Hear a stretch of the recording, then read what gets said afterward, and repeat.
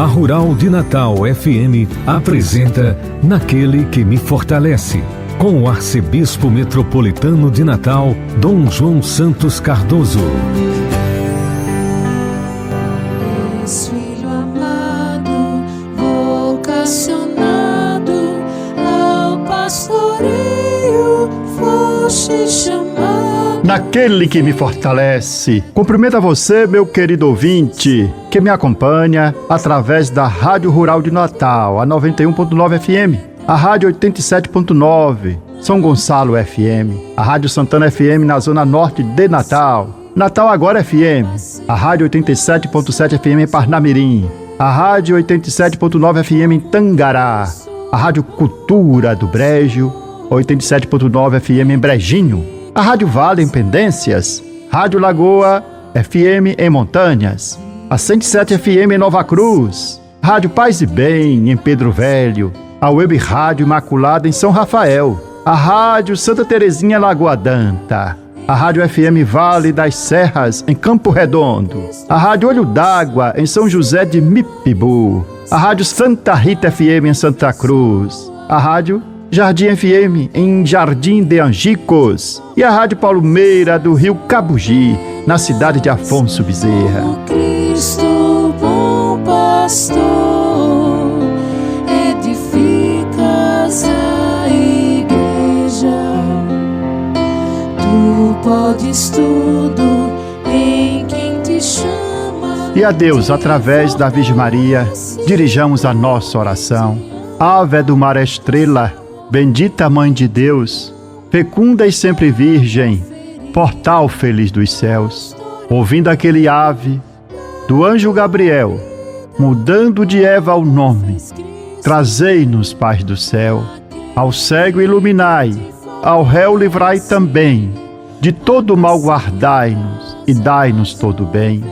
Mostrai ser nossa mãe, levando a nossa voz a quem por nós nascido dignou-se vir de vós. Suave mais que todas, ó Virgem sem igual, fazei-nos mansos puros, guardai-nos contra o mal.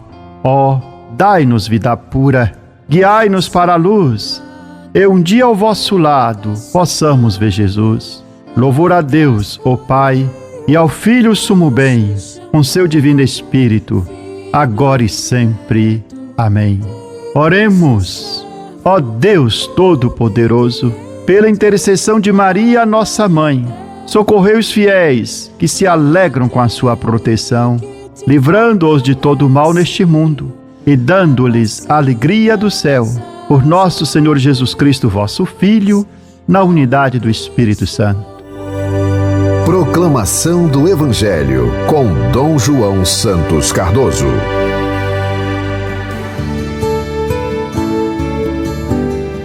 Nesse 15º domingo do tempo comum, o evangelho proclamado em nossa liturgia é o de São Mateus, capítulo 13, e o versículo de 1 a 23.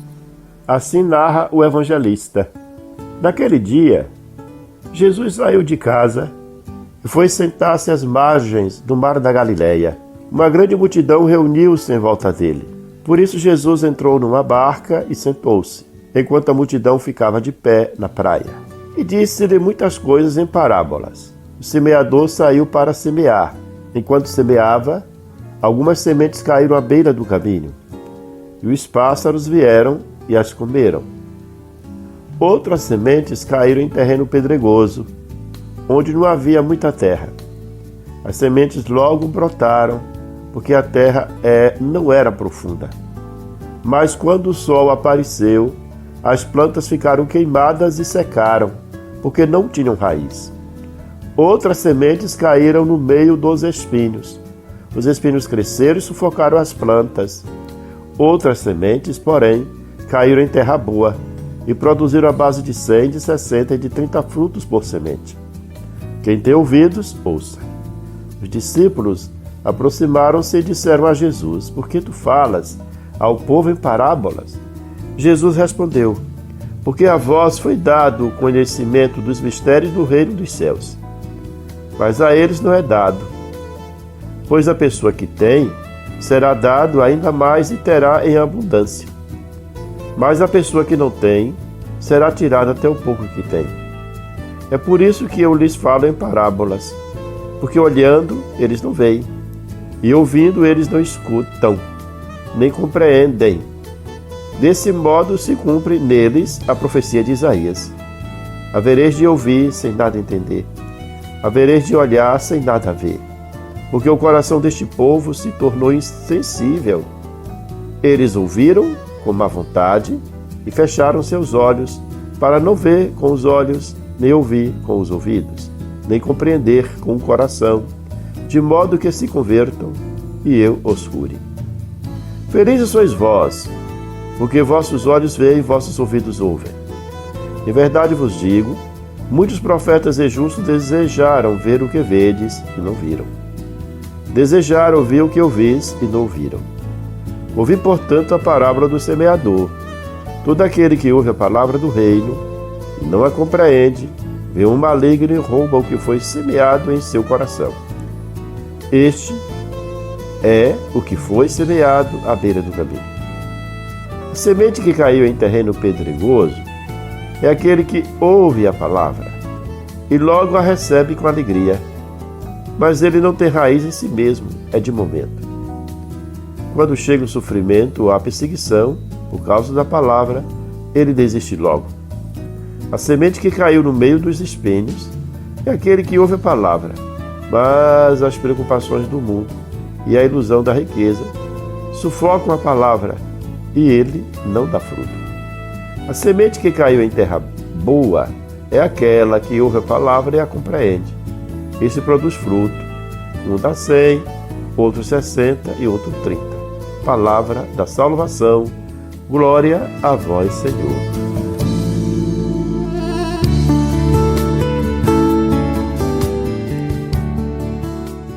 A liturgia deste 15º domingo do tempo comum nos convida a refletir sobre um dos maiores dons que Deus concede a seu povo, a sua palavra. As leituras proclamadas da liturgia desse domingo, sob perspectivas diferentes, proclamam a mesma certeza de que Deus continua falando à humanidade e sua palavra possui uma força transformadora, capaz de renovar a vida, a história até a criação inteira. A grande pergunta não é se Deus fala, mas como nós escutamos. O Evangelho segundo Mateus, que foi proclamado, nos introduz no discurso das parábolas. O primeiro grande conjunto de parábolas do Evangelho, que Mateus apresenta a respeito dos discursos de Jesus. E Jesus está à margem do lago da Galileia, quando uma numerosa multidão se reúne ao seu redor. E para que todos pudessem ouvi-lo e vê-lo, ele entra numa barca, senta-se e começa a ensinar, enquanto o povo permanece na praia. O cenário é muito simples, mas profundamente simbólico. A barca na qual o Senhor senta-se e transforma-se na cátedra do Mestre, no seu púlpito. E a imagem do lago converte no grande auditório a céu aberto. A partir deste momento, Jesus passa a ensinar frequentemente por meio de parábolas. E essa não é informação sem importância. Ocorre que muitos acolheram sua mensagem com grande entusiasmo, mas outros permaneceram indiferentes ou até mesmo hostis. As autoridades religiosas, por exemplo, o rejeitaram. E diante dessa realidade, Jesus não endurece a sua linguagem nem abandona o povo. Ao contrário, aproxima-se ainda mais da experiência cotidiana das pessoas. A parábola do semeador é um belo exemplo disso. O agricultor sai para semear. Enquanto espalha a semente, parte dela cai à beira do caminho, outra em terreno pedregoso, outra entre espinhos e outra finalmente em terra boa, produzindo fruto abundante, 100, 60 e 30 por 1. A imagem é extremamente simples. Qualquer pessoa daquela época que escutava Nosso Senhor compreendia perfeitamente o cenário que ele estava descrevendo. E justamente aqui encontramos uma primeira lição importante. Jesus não anuncia o reino de Deus através de conceitos abstratos, nem com uma linguagem acessível apenas a alguns especialistas. Ele fala daquilo que todos conhecem, usando as parábolas. Fala de campo, semente, chuva, fermento, rede, pastor, família. Sua pedagogia parte da vida, a vida concreta das pessoas, para então, a partir de situações da própria vida, revelar o mistério de Deus. Por isso, quando os discípulos perguntam por que falas ao povo em parábolas, afinal não seria mais fácil explicar diretamente as verdades da fé? As parábolas não tornam a mensagem mais difícil. Na realidade, acontece exatamente o contrário. As parábolas não escondem a verdade, elas a revelam de maneira mais profunda. Uma explicação puramente discursiva comunica uma ideia. A parábola, porém, envolve toda a pessoa. E a parábola desperta a inteligência, a memória, a imaginação, a sensibilidade e, sobretudo, a liberdade. Não entrega uma conclusão pronta, mas convida o ouvinte a entrar na história e a descobrir pessoalmente o significado da mensagem. Por isso as parábolas permanecem sempre atuais. Cada geração continua encontrando nelas novos sentidos, porque a palavra de Deus nunca envelhece.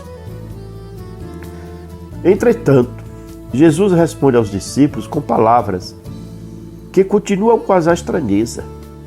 Quando ele diz, é muito estranha essa frase, porque a vós foi dado conhecer os mistérios do reino dos céus, mas a eles não foi dado.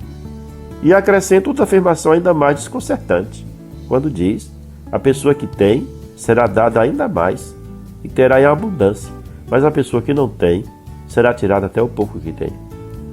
À primeira vista, essa afirmação parece injusta. Por que retirar justamente de quem já possui tão pouco? Jesus, porém, não está falando de bens materiais, de inteligência, de cultura ou de privilégios religiosos. O ter e não ter referem-se à disposição interior para acolher Deus. Quem possui um coração bom, coração humilde, aberto e disponível para escutar, ainda que sua fé seja muito pequena, vai crescendo espiritualmente. A palavra ilumina sua inteligência, fortalece sua esperança e amplia a sua compreensão do reino.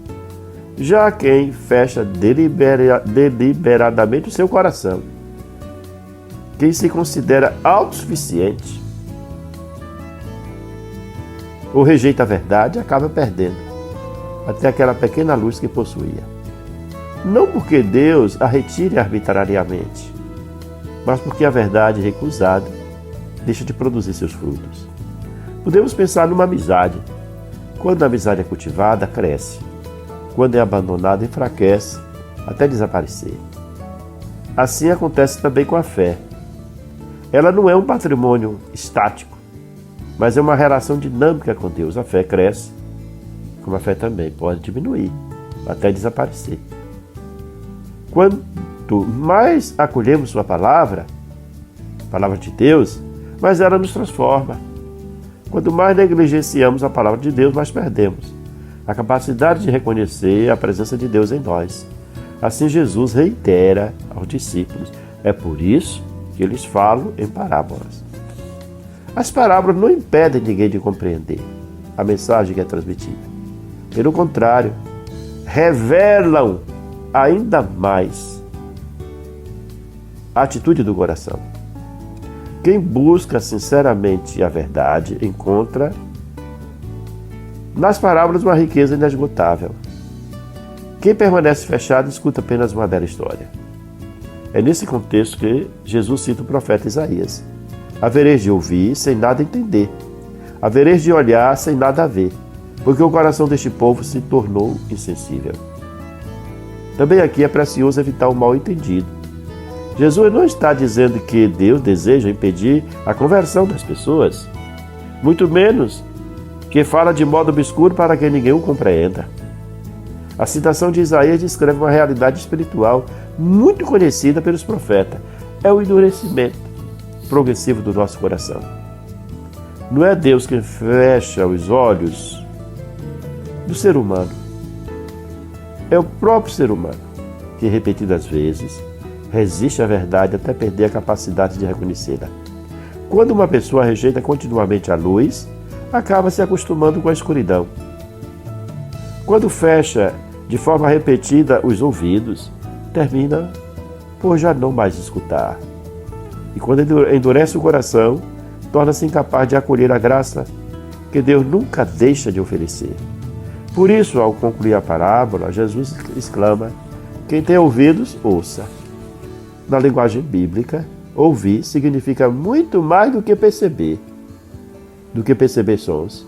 Significa acolher, guardar, obedecer e deixar-se transformar. É interessante notar que, ao explicar a parábola, Jesus dedica muito mais atenção aos terrenos do que ao semeador. O semeador permanece sempre o mesmo. Ele é generoso, trabalhador, não calcula onde lançar a semente, espalha a semente de forma abundante, até mesmo onde aparentemente ela não produzirá fruto. É o modo como Deus age. Sua palavra é oferecida a todos, sem distinção. Sua graça nunca é mesquinha, é derramada sobre nós com abundância. O problema nunca está na qualidade da semente. A questão decisiva é sempre o terreno. A parábola, portanto, leva-nos a perguntar que tipo de terreno é hoje o meu coração. Às vezes somos como um caminho endurecido, onde a palavra sequer consegue penetrar. Outras vezes somos como um terreno pedregoso. Acolhemos o evangelho com entusiasmo, mas desistimos diante das primeiras dificuldades. E há também o terreno com espinhos, as preocupações excessivas, o consumismo, a busca do prestígio, do poder, da riqueza, ou as inúmeras distrações acabam sufocando lentamente em nós a vida espiritual. Mas existe também em nós a terra boa. É o coração que escuta, compreende, persevera e produz frutos. E talvez aqui esteja uma das maiores esperanças desta parábola. Jesus não afirma que algumas pessoas nasceram definitivamente como caminho à beira da estrada, outras como pedras e outras como terra boa. Na verdade, todos nós carregamos um pouco desses 4 terrenos. Todos temos áreas endurecidas que precisam ser amolecidas, pedras que precisam ser removidas, espinhos que precisam ser arrancados. E uma boa terra que Deus deseja cultivar. Nossa vida espiritual consiste precisamente nisso. Permitir que Deus prepare continuamente o terreno do nosso coração. Peçamos ao Senhor que a palavra sua derramada em nossos corações produza muitos frutos e encontre em nós um terreno disposto para acolhê-la, porque se a palavra de Deus, como fala o profeta Isaías, é como a chuva que desce do céu, molha a terra e não volta para lá em vão. A palavra de Deus é eficaz. Somos nós que talvez não deixemos espaço para ela atuar em nós.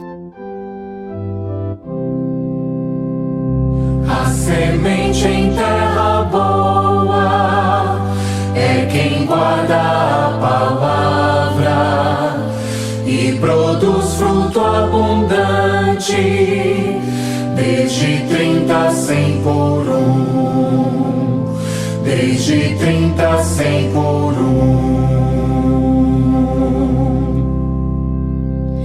É feliz quem escolheis e convidais para morar em vossos átrios. Saciamo-nos dos bens de vossa casa e do vosso templo santo. A semente em terra boa é quem guarda a palavra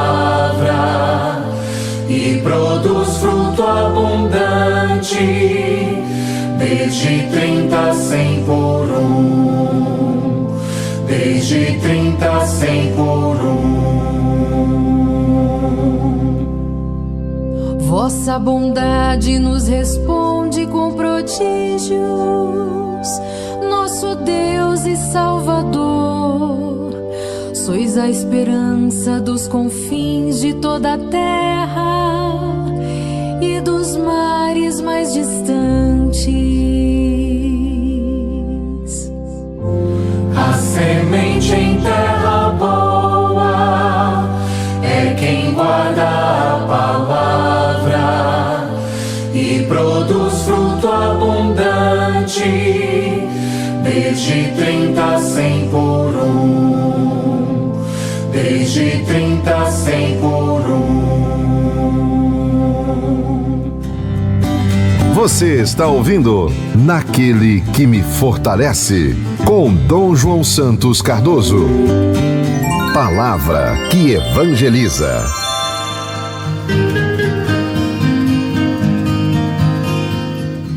Entre os diversos temas tratados na encíclica do Papa Leão, Magnificat Humanitas, ele dedica atenção especial aos impactos das novas tecnologias e da inteligência artificial sobre o trabalho humano. Máquinas cada vez mais inteligentes realizam tarefas antes desempenhadas por pessoas, transformando profissões, criando oportunidades e, ao mesmo tempo, suscitando preocupações quanto ao desemprego, a precarização das relações de trabalho e o agravamento das desigualdades sociais. O Papa Leão XIV reconhece que o progresso tecnológico é um bem quando está a serviço da pessoa humana. É desejável que as máquinas assumam atividades pesadas, repetitivas ou perigosas, preservando a saúde e a segurança dos trabalhadores. Contudo, a tecnologia não pode ser orientada exclusivamente pela busca do maior lucro ou pela redução dos custos de produção. Quando isso acontece, o trabalho deixa de ser valorizado como expressão da dignidade humana e passa a ser tratado apenas como um fator econômico. A Igreja recorda que o trabalho é muito mais do que um meio de sustento. Por meio do trabalho, a pessoa desenvolve seus talentos, constrói relações, participa da vida social e colabora com a obra da criação. Uma sociedade em que grande parte das pessoas é excluída do trabalho corre o risco de experimentar não apenas dificuldades econômicas, mas também isolamento, perda do sentido de pertença e enfraquecimento da própria convivência social.